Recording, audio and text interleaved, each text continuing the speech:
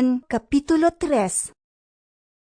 May usa ka pangulo sa mga Hudiyo nga ginganlag ni Nicodemo nga usa ka sakop sa pundok sa mga Pariseyo. Usa ka gabi ni ana miadto siya kang Hesus og miingon kaniya, Rabi, nasayod kami nga ikaw usa ka magtutudlo nga pinadala sa Dios.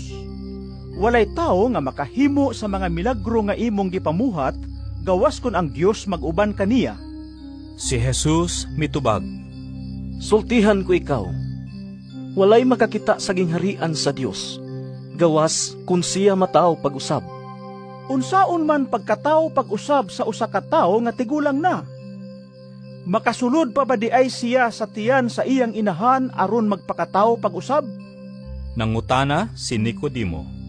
Si Jesus mitubag, Sultihan ko ikaw, walay makasulod sa gingharian sa Dios, gawas kung matao siya pinaagi sa tubig ug sa espiritu. Ang gianak sa tao, tao usab, ug ang gianak sa espiritu, espiritu usab. Ayaw ikahibulong nga ako nag-ingon kanimo, nga kinahanglan magpakatao kamo pag-usab. Ang hangin muhuros, bisan asa kinibuot mo padulong. Madungog mo ang paghuros niini, apan wala ka mahibalo, diin kinigikan o asa kinipadulong. Sama usab niini ang tanan nga matao pinaagi sa espiritu. Unsaon man pagkahimo niini? nangutana si Nicodemo.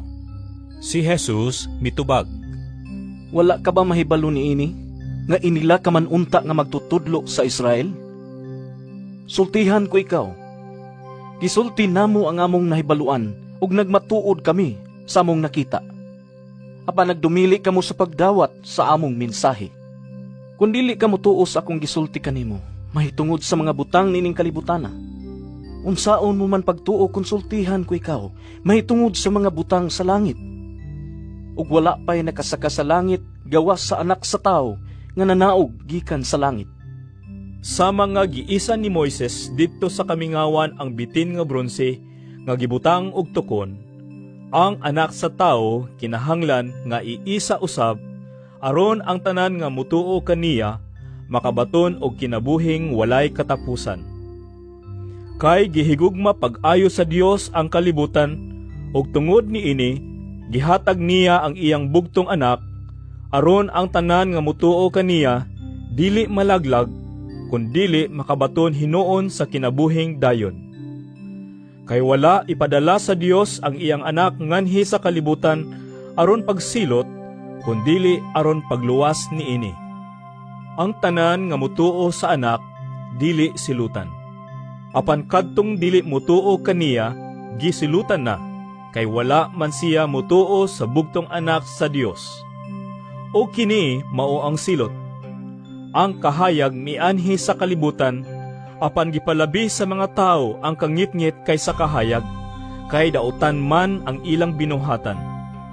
Ug ang tanan nga nagbuhat og dautan, dili gusto sa kahayag, ug dili muduol niini, kay dili siya buot nga mabutyag ang iyang dautang binuhatan.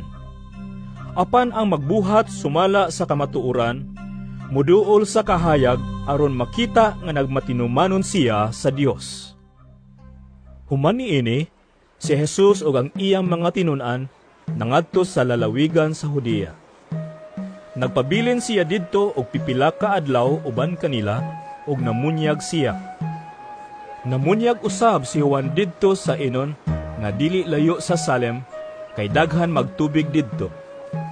Nangadto kaniya ang mga tawo ug sila gipamunyagan niya. Niadtong higayuna, si Juan wala pa bilanggua.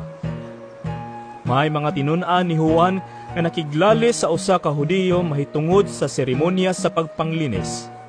Busa miadto sila kang Juan og miingon, Magtutudlo, nahinumdum ka ba sa tao nga uban kanimo?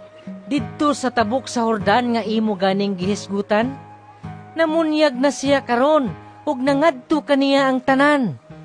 Si Juan mitubag, Walay tao nga makahupot og bisan unsa, gawas kon ihatag kini sa Dios kaniya. Kamo mismo mo'y akong mga saksi, nga ako miingon, nga ako dili mao ang Mesiyas, apan gipadala ako pag-una kaniya. Ang pamanhunon mao ang tag-iya sa pangasaw-unon. Ang higala sa pamanhunon maghulat kaniya, og malipay siya inig kabati niya sa tingog sa pamanhunon. Niining paagiha, mahingpit ang akong kalipay. Kinahanglan siya muuswag, og ako mukunhod. Siya nga gikan sa langit, labaw sa tanan. Siya nga gikan sa yuta, yutan-on, og magsulti mahitungod sa mga butang nga yutan-on. Siya nga gikan sa langit, labaw sa tanan. Nagmatuod siya sa iyang nakita, og nadungog, apan walay mituo sa iyang gisulti. Ang mutuo sa iyang mensahe, nagpamatuod nga matinud-anon ang Dios. Kay ang sinugo sa Dios nagsulti sa mga pulong sa Dios, og sa walay sukod, ang Dios naghatag kaniya sa iyang espiritu. Ang amahan nahigugma sa iyang anak, ug itugyan sa amahan ang tanan ngadto kaniya. Ang mutuo sa anak may kinabuhing dayon. Apan ang dili mutuo sa anak, dili makabaton sa kinabuhing dayon. Magpabilin hinuon kaniya ang kapungot sa Dios hangtod sa kahangturan.